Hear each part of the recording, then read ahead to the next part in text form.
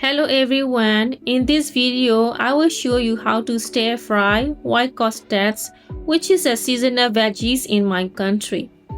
First, clean the white costus stems and soak the dry shrimps in the water. Chop the onions and prepare all the seasonings. It is a simple dish, you just need to stir fry. Grind the soaked shrimps in the grinder. Prepare the salt water. Crack the white costus stems and cut into medium sized. Rinse with salt water to keep the stems in green. I guess it has been 17 years that I haven't tried that dish. My sister brought it for me after her vacation. Heat the pan with oil. When the pan is hot, add onions and turmeric powder.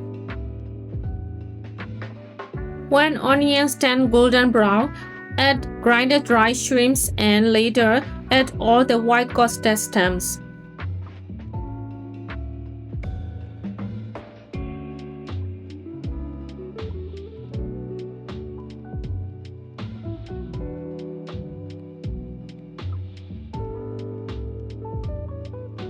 Add chicken powder.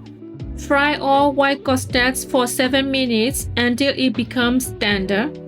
It is cooked within 10 minutes but stay a bit crunchy. Serve it with hot rice and a bit of dal soup.